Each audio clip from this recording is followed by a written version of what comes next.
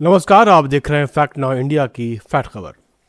हमारे चैनल को लाइक और सब्सक्राइब जरूर करें। दुनिया की सबसे गर्म सियासत इन दिनों ईरान और अमेरिका के बीच खेली जा रही है और इस खेल में शतरंज की चालें कम और बाजारी झगड़े ज्यादा नजर आते हैं। बात शुरू होती है 28 फरवरी 2026 को। अमेरिका और इजराइल ने ईरान पर बड़े हमले किए, जिनका मकसद था ईरान की परमाणु और मिसाइल ताकत को तबाह करना और हुकूमत बदलना। उस रात के बाद से सिलसिला शुरू हुआ, वो अब तक थमा नहीं। मतलब ईरान और अमेरिका के बीच अभी तक कोई शांति की बात नहीं हो। दोनों मुल्क अपनी अपनी जगह डटे हैं।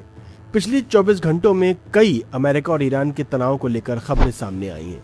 जैसा कि अमेरिका के राष्ट्रपति डोनाल्ड ट्रंप अक्सर कभी शांति की बात करते हैं तो कभी उनका रवैया बदल जाता है। उन्होंने अपने सोशल मीडिया प्लेटफॉर्म पर अपनी तस्वीर साझा करते हुए लिखा, एक बड़ा तूफान आने वाला है, ऐसा तूफान जो अब कोई नहीं रोक सकता। ऐसे पहले भी कई बार पोस्ट साझा कर चुके हैं।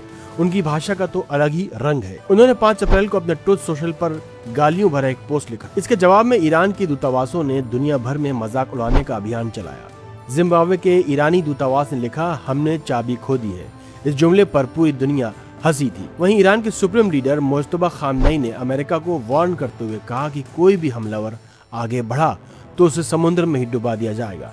साथ ही उन्होंने कहा कि दुश्मन के लिए यहाँ कोई जगह नहीं है। वहीं 27 अप्रैल 2026 को अब्बास अराक्ची रूस के राष्ट्रपति व्लादिमीर पुतिन से मिले, जो ईरान की जंग में खुफिया मदद कर रहे हैं। ट्रम्प ने अब्बास अराक्ची को लेकर कहा कि ईरान के अंदर बहुत इनफाइटिंग यानी आपसी झगड़े चल रहे हैं और कुछ लोग रीजनेबल हैं तो कुछ नहीं। यानी अमेरिका ईरान की अंदरूनी दरारों को देख रहा है और उन पर नजरें टिकाए हुए। मतलब अब कोई चाल नहीं बची तो अब्बास अराक्ची को लपेटे में लिया जा रहा है। हालांकि ईरान में ऐसा कुछ नहीं हो रहा है। वहीं डोनाल्ड ट्रंप की जंग का 60 दिन का वक्त आज यानी 1 मई को पूरा हो रहा है। कानून कहता है कि अगर कांग्रेस ने जंग की मंजूरी नहीं दी तो राष्ट्रपति को फौजी कार्रवाई बंद करनी होगी। लेकिन ट्रंप प्रशासन ने एक नई दलील पेश की। उन्होंने कहा कि 3 हफ्ते पहले जो सीजफायर हुआ है उसकी वजह से जंग खत्म हो चुकी है, इसलिए वो 60 दिन वाली घड़ी रुक गई।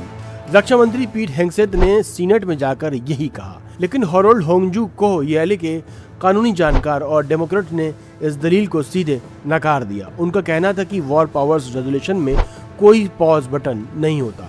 सीनेट में डेमोक्रेट्स ने 6ठी बार कोशिश की कि जंग रोकने का प्रस्ताव पास हो जाए, जिसमें 47 के पक्ष में 50 के खिलाफ आया। इससे प्रस्ताव गिर गया। 2 रिपब्लिकन सुसान कॉलिंस और रेड पॉल डेमोक्रेट्स के साथ खड़े हुए और डेमोक्रेट्स जॉन फेटरमैन ट्रम्प के साथ हुए। हाउस में भी इसी तरह का प्रस्ताव 213 के मुकाबले 214 से हारा। रिपब्लिकन सीनेट नेता जॉन थ्यून ने साफ कह दिया कि वो जंग की मंजूरी को वोट नहीं कराएंगे। लेकिन रिपब्लिकन सीनेटर लीजा मुर्काउस्की ने कहा कि अगर सरकार ने कोई साफ योजना नहीं दी तो सीनेट वापस आने पर एक वॉर पावर्स रेजोल्यूशन का प्रस्ताव खुद लाएंगी। सीधी बात यह है कि जंग जारी है, सीजफायर नाजुक है, कांग्रेस बटी हुई है और ट्रंप प्रशासन कानून को अपने तरीके से पढ़ते हुए आगे बढ़ रहे हैं। अमेरिका आवाम में पेट्रोल की बढ़ती कीमतों और जंग की थकान से बेचैनी बढ़ रही है और सियासी दबाव आने वाले हफ्तों में और तेज होगा। यानी शांति वार्ता होगी, मगर धीरे धीरे बहुत कड़वाहट के साथ। दोनों तरफ से जुबानी वार जारी है। बातचीत की मेज पर रोटी आधी पकी है और आग बुझी नहीं। ये वो दौर है जहाँ हर बयान एक चाल है, हर खामोशी एक रणनीति और हर डेडलाइन का एक नया दाव। देखते रहिए फैक्ट इंडिया की फैक्ट खबर।